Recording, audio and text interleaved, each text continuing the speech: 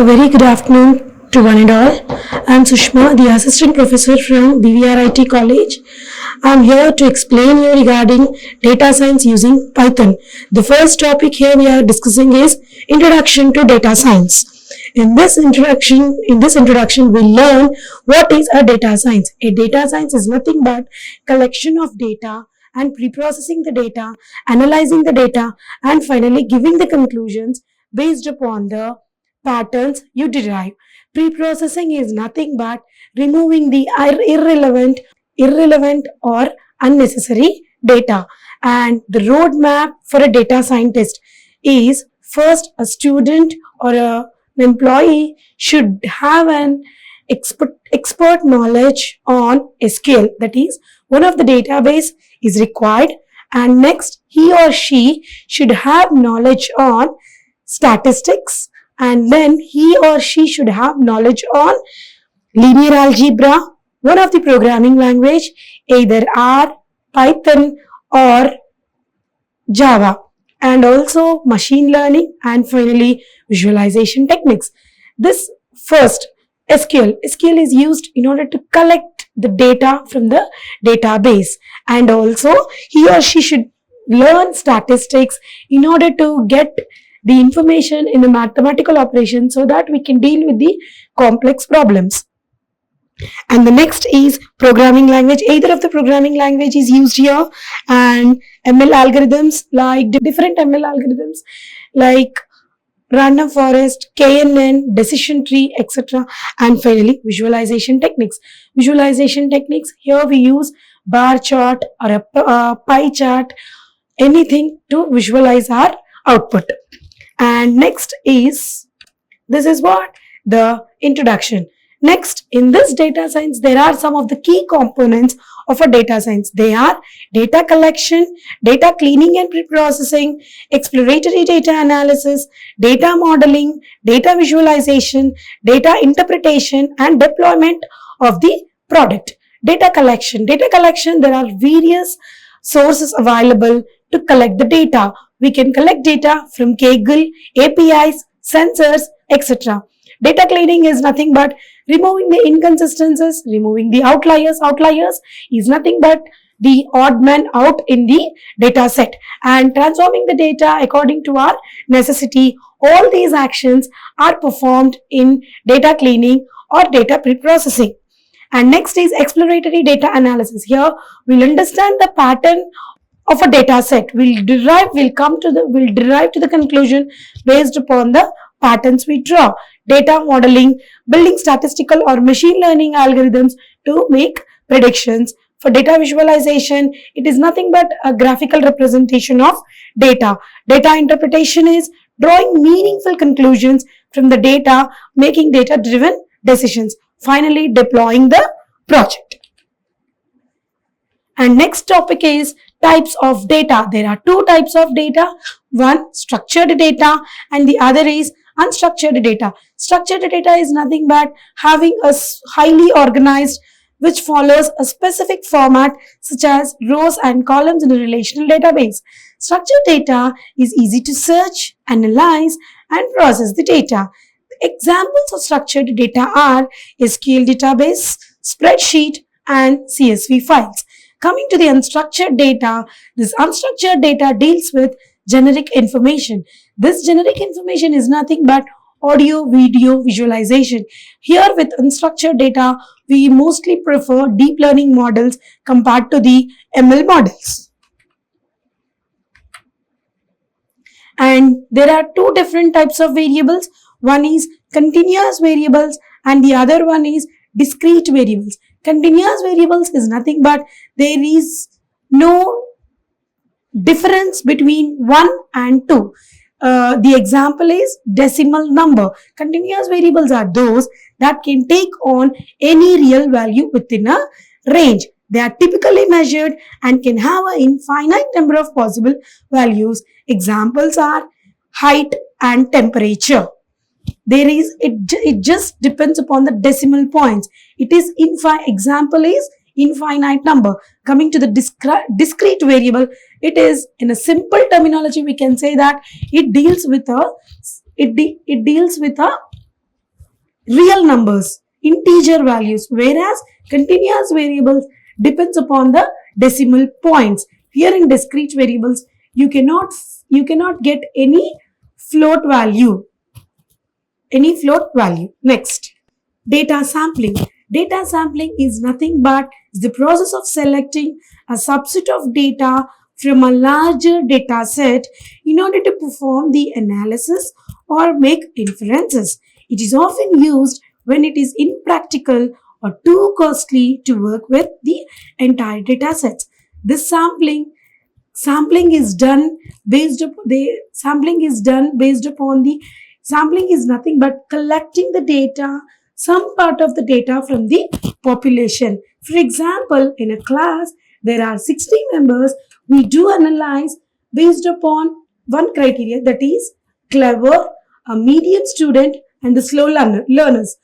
From clevers we just collect the data of 10 students, 5 students, and from the moderate number of students we collect 5, and from the slow learners we collect 5 from the entire 30 students. The collecting of minimal students from the entire class is known as sampling. For example, population is nothing but the entire class, whereas sampling is nothing but subset of the class. And there are two types of data sampling. One is probabilistic sampling and the other is non-probability sampling. Probability sampling, here a random generator is used. We pick the numbers based randomly without any organized number or without following any formula. That is known as probabilistic sampling. And next is non-probabilistic sampling. In non-probabilistic sampling, there are different voluntary sampling. In voluntary sampling, the people are selected based voluntarily. There is no researcher found there. And next is Python libraries. There are different types of Python libraries. One is NumPy, Pandas, sklearn, Matplotlib, Serbon, and TensorFlow. This NumPy deals with mathematical operations, arrays, and matrices. Coming to the Pandas deals with large number of data sets. Here it uses slicing, indexing, and subsetting of data. And next is sklearn. Sklearn is used for clustering, regression, and all. And next is Matplotlib and Serbon are used for visualization techniques in order to draw bar graphs, pie chart, and all. We use this Matplotlib and Serbon. Coming to the TensorFlow is used in deep learning projects where images are used given as an input to a model. Next is Pandas in data structure. Pandas deals with high performance of data analysis. It works with large data set. It supports different file formats. Different file formats are CSV, Excel sheet, etc. And this Pandas will also work with indexing, slicing, and subsetting. Again, this Pandas data structure is broadly divided into 3 types. One is series, data frame, and panel. This series works with one-dimensional data, and here we augment list to the series. And this coming to the syntax of a series is PD is nothing but Pandas, PD.series, open parenthesis, we use data, comma, index. Index begins with 0. And next, data frame. Data frame works with two-dimensional data, and we augment list and dictionary in data frame. Coming to the syntax of a data frame, it is pd.dataframe, open parenthesis, data, comma, index. And next is panel. The panel uses multi-dimensional data. Here it uses minor axis and major axis. Those minor axis and major axis are nothing but rows and columns. The syntax of panel is pd.panel, open parenthesis, major axis, comma, minor axis. And next is statistics in data science. Statistics is nothing but mathematical representation of our data sets. This statistics is used in order to derive to the conclusion, in order to work with complex problems and derive to the conclusions. There are two types of statistical data. One is statistical data and the other is non-statistical data. Statistical data deals with large amount of data sets. This statistical data is again classified into two types. One is descriptive and the other is inferential. Descriptive is nothing but it works with the entire data set. It works with the accurate data. It gives you the accurate information. And inferential data works with probability. It uses Bayes theorem to come to the conclusions. Coming to the non-statistical data. Non-statistical data, here we give input as audio files or video files. And next is statistical terms. Statistical terms, there are different statistical terms. We'll first discuss about population. As we discussed, population is nothing but the entire data set. In order to analyze the data set, first we do select some of the attributes from the data set, work with that attributes, and we come to the conclusion. Example of a population is entire class. From the entire class is known as a population. Next is sample. Sample is nothing but selecting randomly some people from the data set. For example, the entire class is known as a data set and the selective students from the class is known as sample.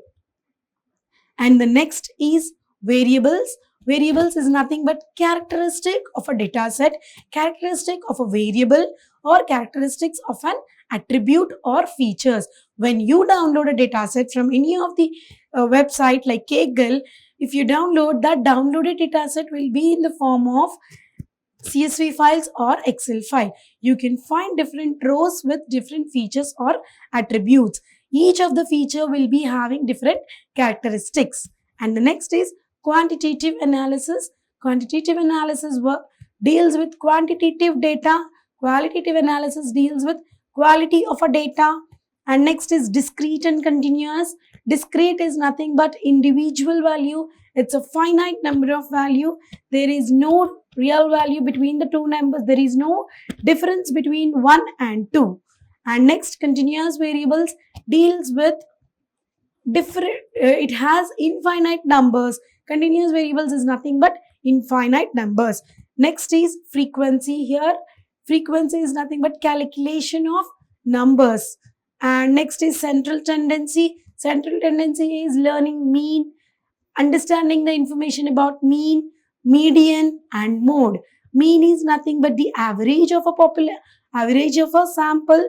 Median is nothing but the middle term of a sample. If there are, and next is mode, the number of repetitions of a sample. Next is spread and position. Spread deals with deviation, standard deviation. Position is position of a data point in a data set. Thank you. These are the topics which we learn in the first chapter of data science using Python. Like, share and subscribe. Hit the bell icon for more updates.